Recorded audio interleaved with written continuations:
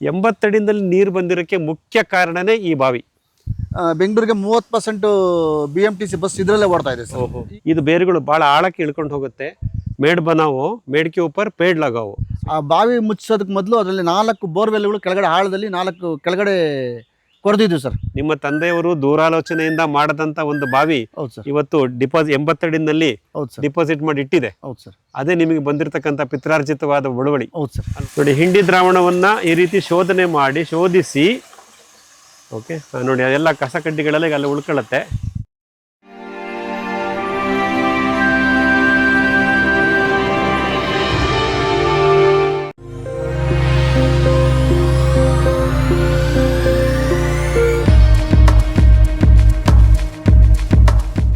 So ಹೀಗಾಗಿ ಅಡಿಕೆಯಿಂದ ಅಡಿಕೆಗೆ ಒಂದು ಸಾಲಿನಲ್ಲಿ ಕನಿಷ್ಠ 10 ರಿಂದ 12 ಅಡಿ ಇದೆ. ಹೌದು ಸರ್. ಅಲ್ಲಿ ಯಾವುದು ಹಸು ಇಲ್ಲ, ಹಸು ನೋಡ್ಕೊಳ್ಳೋಕ್ಕೂ ನಮಗೆ ಕಷ್ಟ ಆಗುತ್ತೆ. ಅದರಿಂದ ಇದು ನಮಗೆ ಸುಲಭ ಅನ್ಸುತ್ತೆ ಸರ್ ಈ ಜನ.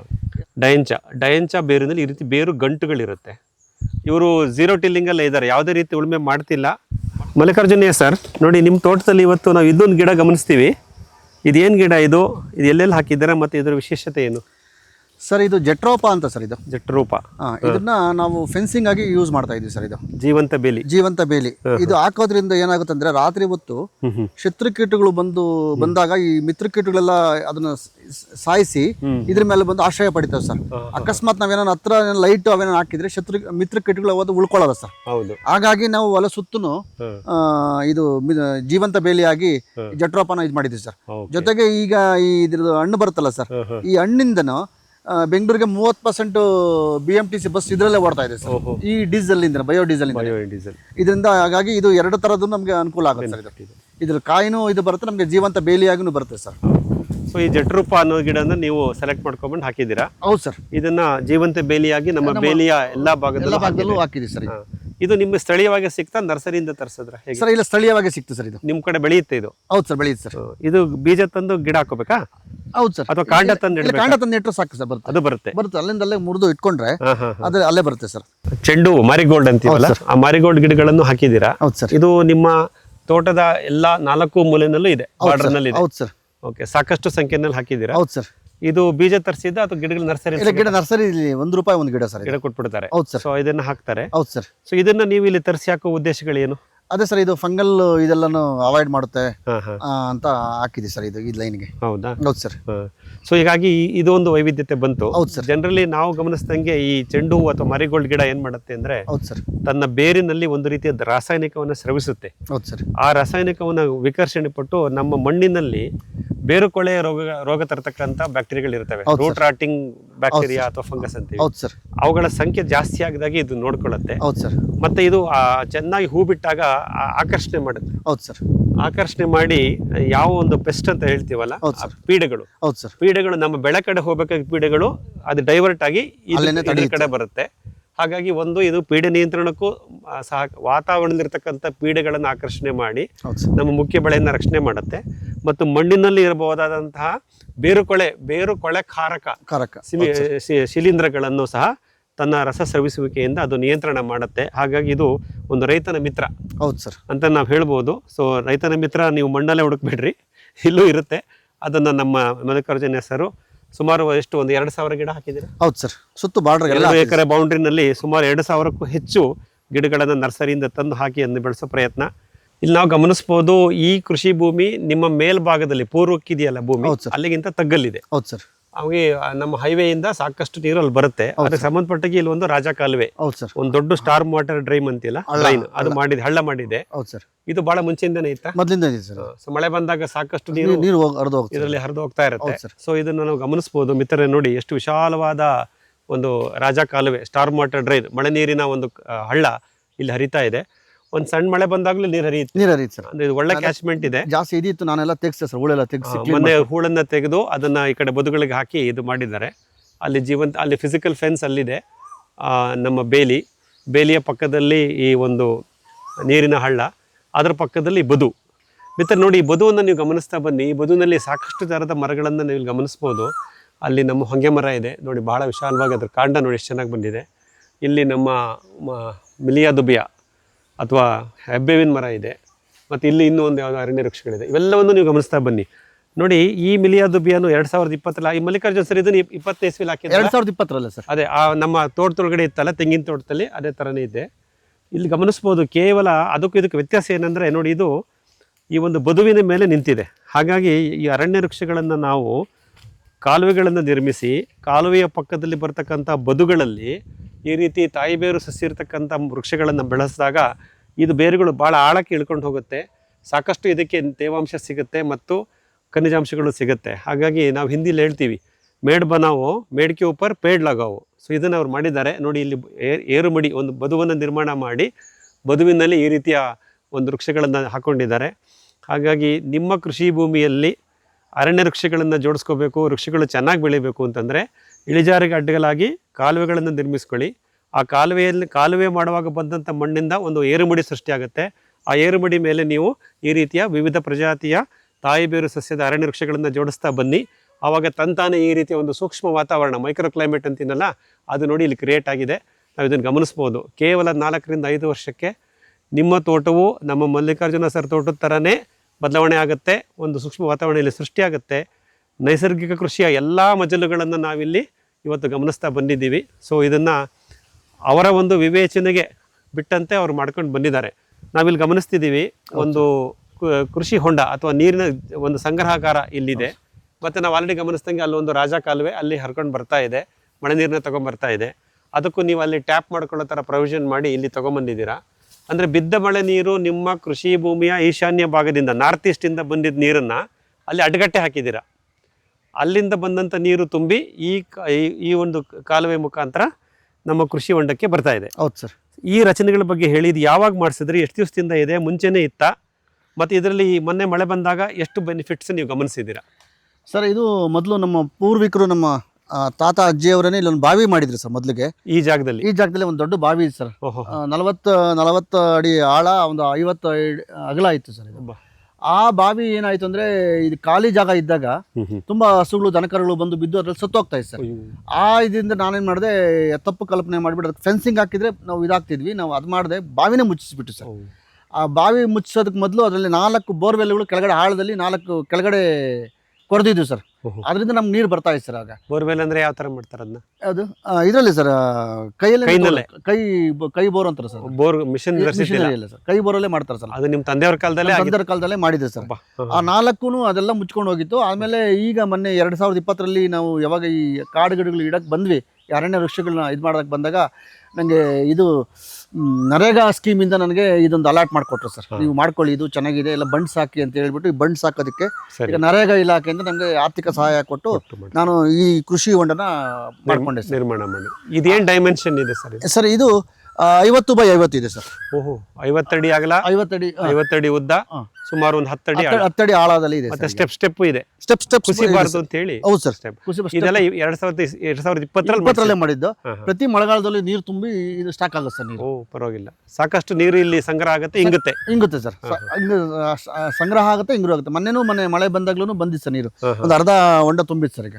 ಈಗ ಮತ್ತೆ ಎಲ್ಲ ಕುಡಿತಾ ಇದೆ ಸರ್. ಆ ಕುಡಿಯೋದ್ರಿಂದ ನಮ್ಮ ಬೋರ್ವೆಲ್ ರೀಚಾರ್ಜ್ ಆಗುತ್ತೆ ಅಂತ ನಾನು ಭಾವಿಸಿದ್ದೀನಿ ಸರ್. ಯಾಕೆಂದ್ರೆ ನೋಡಿ ಮಿತ್ರರೇ, ಮಲ್ಲಿಕಾರ್ಜುನ್ ಸರ್ ನಮ್ಗೆ ಹೇಳಿದ್ರು 80 ಅಡಿಗೆ ಅವ್ರ ಬೋರ್ವೆಲ್ಲಲ್ಲಿ ನೀರು ಬಂತು.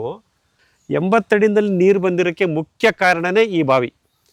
ಅವರ ತಂದೆಯವರ ಕಾಲದಿಂದನೂ ಅಂದರೆ ಸುಮಾರು ಒಂದು 5-6 ದಶಕಗಳಿಂದ ಇಲ್ಲಿ ನೀರು ಇಂಗ್ತಾ ಹೋಗಿದೆ. ಹಾಗಾಗಿ ಇವ್ರಿಗೆ ಸಬ್ಸಾಯಿಲ್ ಅಂತೀವಿ. 80 ರಿಂದ 100 ಅಡಿ ಅಂತರದಲ್ಲಿ ಸಾಕಷ್ಟು ಜಲಾಗಾರನ ಸೃಷ್ಟಿಯಾಗಿದೆ. ಅದನ್ನು ಹಾಗಾಗಿ ಅವ್ರಿಗೆ ಅದಕ್ಕೆ ಬೋರ್ವೆಲ್ಗೆ ಇದ್ರ ಬೆನಿಫಿಟ್ ಅವ್ರಿಗೆ ಸಿಕ್ಕಿದೆ ಅನ್ನೋದು ನೀವು ಗಮನಿಸ್ಬೋದು ಸರ್. 80 ಅಡಿಯಲ್ಲಿ ನೀರು ಸಿಕ್ಕಿರೋದು, ಇಲ್ಲಿ 40 ರಿಂದ 50 ಅಡಿ ಬಾವಿ ಇದ್ದಿದ್ದು. ಒಂದಕ್ಕೊಂದು ಸಂಬಂಧ ಇದೆ. ಹೌದು ಸರ್. ನಾವು ಅದನ್ನು ಗುರುತಿಸ್ಬೇಕಷ್ಟೇ. ಅದನ್ನು ಇಲ್ಲಿ ಆಗಿದೆ. ನಿಮ್ಮ ತಂದೆಯವರು ದೂರಾಲೋಚನೆಯಿಂದ ಮಾಡದಂತ ಒಂದು ಬಾವಿ ಇವತ್ತು 80 ಅಡಿನಲ್ಲಿ ಡಿಪಾಸಿಟ್ ಮಾಡಿ ಇಟ್ಟಿದೆ. ಅದೇ ನಿಮಗೆ ಬಂದಿರತಕ್ಕಂತ ಪಿತ್ರಾರ್ಜಿತವಾದ ಬಳುವಳಿ ಅಲ್ವಾ? ಆಮೇಲೆ ನೋಡಿ, ಜೊತೆಗೆ ನಮ್ಮ ಇವ್ರದ್ದು ಪಕ್ಕ ತೋಟದವ್ರದ್ದು ತುಂಬಾ ಮೇಲ್ಗಡೆ ಇದೆ, ಅಲ್ಲಿಗೂ ನೀರು ಸಿಗ್ತಾ ಇದೆ. ನೋಡಿ, ಕೃಷಿ ಹೊಂಡ ಮಾಡಿದ್ಮೇಲೆ ಕೇವಲ 150 ಅಡಿ ದೂರದಲ್ಲಿ ನಿಮ್ಮ ಬೇಲಿಯ ಪಕ್ಕದಲ್ಲಿ ಇನ್ನೊಂದು ಬೋರ್ವೆಲ್ ಇದೆ. ಹೌದು ಸರ್. ನಿಮ್ಮ ಆ ಕಡೆ ಕೃಷಿಕರದ್ದು. ಹೌದು ಸರ್. ಅವ್ರಿಗೂ ಸಾಕಷ್ಟು ನೀರು ಸಿಕ್ಕಿದೆ. ಹಾಗಾಗಿ ಸೂಕ್ತವಾದ ಇದು. ನೀವು ಮತ್ತೆ ಮಳೆ ನೀರನ್ನು ಈ ಕಡೆ ಡೈವರ್ಟ್ ಮಾಡ್ಕೊಂಡು ಬಂದಿದ್ದೀರಾ, ಇದನ್ನು ಬಿಟ್ಟಿದ್ದೀರಾ. ಮಿತ್ರರೇ, ಇದು ಬಹಳ ಮುಖ್ಯ. ಮಳೆ ನೀರನ್ನು ಇಂಗಿಸೋದು ಎಷ್ಟು ಮುಖ್ಯ ಅನ್ನೋದು ಗೊತ್ತಾಗುತ್ತೆ. ಅವರ ತಂದೆಯವರು ಮಾಡಿದಂಥ ಆಲೋಚನೆಗಳು ಇವತ್ತು ಅವ್ರಿಗೊಂದು ಡಿಪಾಸಿಟ್ ಮಾಡಿ ಇಟ್ಬಿಟ್ಟಿದೆ. ನಮ್ಮಪ್ಪ ಏನು FD ಮಾಡಿಟ್ರು ಅಂದರೆ ಅಂತರ್ಜಲವನ್ನು ವೃದ್ಧಿಸಿ ಮಾಡಿಟ್ರು ಅಂತ ಮಲ್ಲಿಕಾರ್ಜುನ ಅವರು ಹೆಮ್ಮೆಯಿಂದ ಹೇಳ್ಕೋಬಹುದು. ಅದನ್ನು ಮಾಡಿಟ್ಟಿದ್ದಾರೆ. ಅದರ ಪ್ರಯೋಗ ಇವತ್ತು ಸಿಕ್ಕಿದೆ.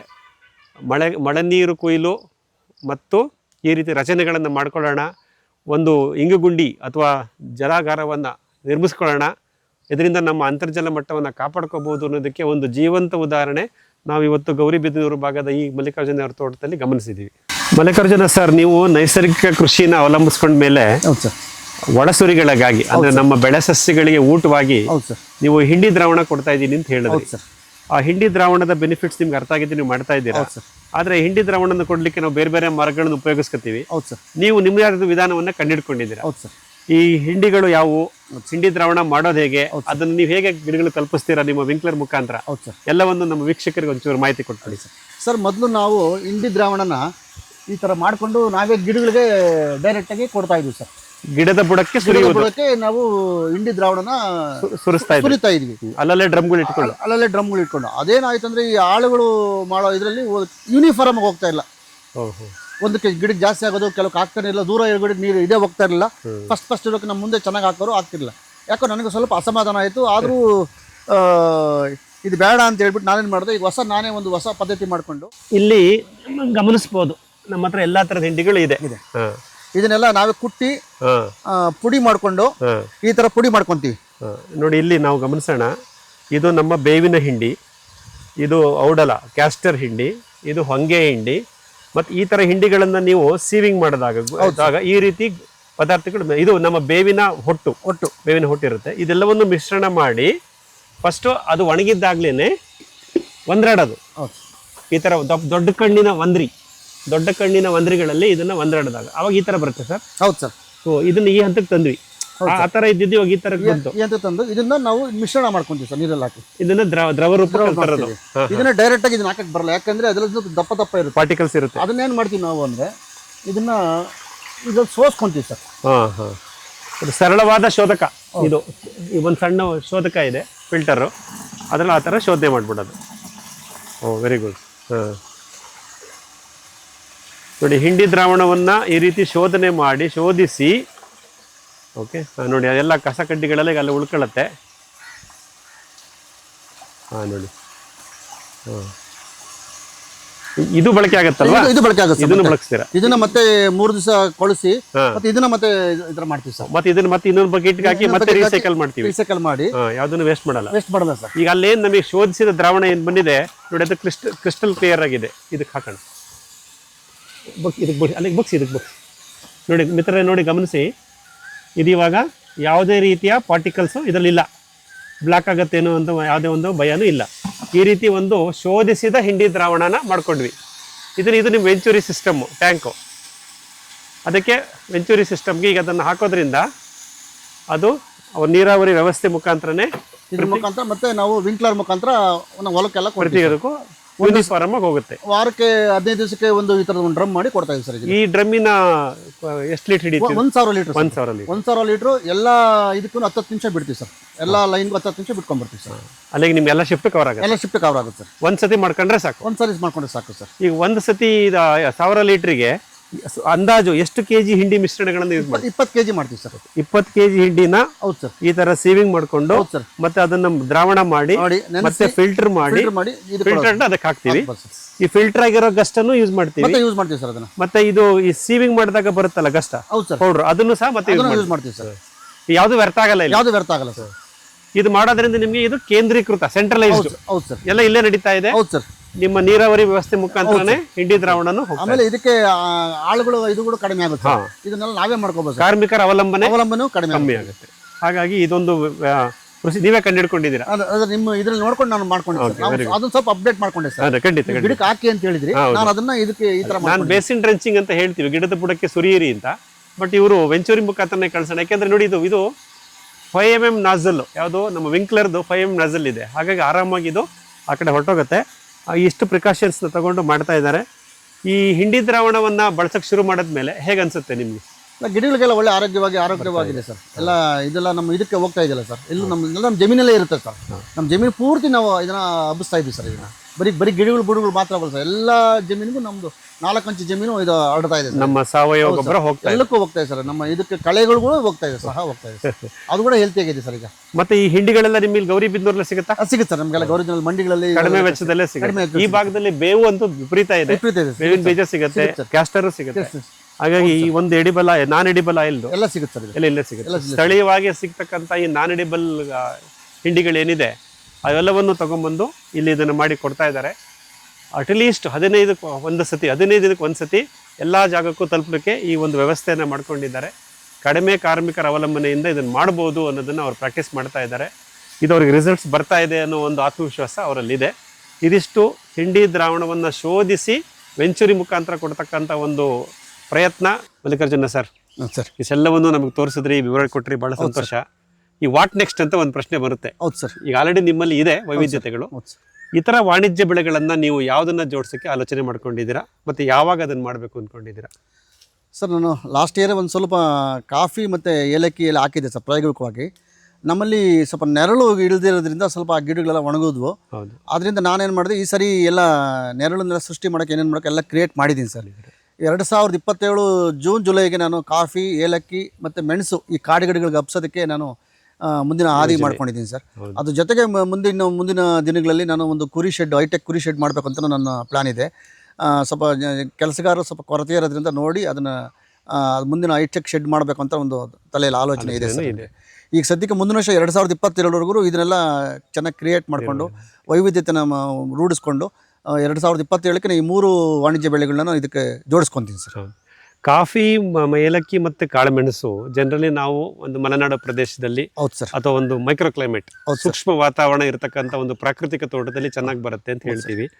ಗೌರಿಬಿದನೂರಿನ ಈ ಭಾಗದಲ್ಲೂ ಅದನ್ನು ಬೆಳೆಸಲಿಕ್ಕೆ ಬೇಕಾದಂಥ ಮೈಕ್ರೋ ಕ್ಲೈಮೇಟ್ ನೀವು ಆಲ್ರೆಡಿ ಸೃಷ್ಟಿ ಮಾಡ್ತಾ ಇದ್ದೀರಾ, ಆಲ್ಮೋಸ್ಟ್ ಮಾಡಿದ್ದೀರಾ, ಸಕ್ಸಸ್ ಆಗಿದ್ದೀರಾ. ಹಾಗಾಗಿ ಮಿತ್ರರೇ ನೋಡಿ, ನಾವು ಹೇಳ್ತೀವಿ ಕೃಷಿಯಲ್ಲಿ ಅರಣ್ಯಗಳ ಜೋಡಣೆ ಅಂತ ಹೇಳ್ತೀವಿ. ಅಂದರೆ ನಾವು ಕೃಷಿ ಮಾಡಬೇಕಾದ್ರೆ ಅಲ್ಲಿ ಫಾರೆಸ್ಟ್ನ ತರೋಣ, ಅರಣ್ಯಗಳನ್ನು ಜೋಡಿಸೋಣ. ಕೃಷಿ ಅರಣ್ಯ ಪದ್ಧತಿ, ಆಗ್ರೋ ಫಾರೆಸ್ಟ್ರಿ ಅಂತ ಇಂಗ್ಲೀಷಲ್ಲಿ ಹೇಳ್ತಾರೆ. Agriculture plus forestry is agro forestry ಅನ್ನೋದು ಡೆಫಿನೇಷನ್ನು. ಬಟ್ ಮಲ್ಲಿಕಾರ್ಜುನರವರ ಪ್ರಯಾಣ ಬೇರೆ ಥರ ಪ್ರಾರಂಭವಾಗಿದೆ. ಫಸ್ಟು ಅವರಲ್ಲಿ ಅರಣ್ಯ ಬಂದಿದೆ, ಫಾರೆಸ್ಟ್ರಿ ಬಂದಿದೆ, ಅದರ ಮೇಲೆ ಅಗ್ರಿಕಲ್ಚರ್ ಬಂದಿದೆ, ಅಗ್ರಿಕಲ್ಚರ್ನಲ್ಲಿ ಹಾರ್ಟಿಕಲ್ಚರ್ ಬಂದಿದೆ, ಹಾರ್ಟಿಕಲ್ಚರ್ನಲ್ಲಿ ಈ ಒಂದು ಮೈಕ್ರೋ ಕ್ಲೈಮೇಟಲ್ಲಿ ಬೆಳೀತಕ್ಕಂಥ ಕಾಫಿ, ಏಲಕ್ಕಿ ಮತ್ತು ಕಾಳುಮೆಣಸು ಮತ್ತು ಜಾಯಿಕಾಯಿ ಅಥವಾ ಸಾಂಬಾರ ಬೆಳೆಗಳು ಇವೆಲ್ಲವನ್ನು ಜೋಡಿಸೋಕ್ಕಂಥ ಪ್ರಯತ್ನ ನಡೆದಿದೆ. ಇದು ಆಗ್ರೋ ಫಾರೆಸ್ಟ್ರಿ ಫಾರ್ಮ್ ಅನ್ನೋದ್ರ ಬದಲು ಫಾರೆಸ್ಟ್ರಿ ಅಗ್ರಿಕಲ್ಚರ್ ಫಾರ್ಮ್ ಅಂತ ನಾವು ಇದನ್ನು ರೀನೇಮ್ ಮಾಡ್ಬೋದು ಅನಿಸುತ್ತೆ.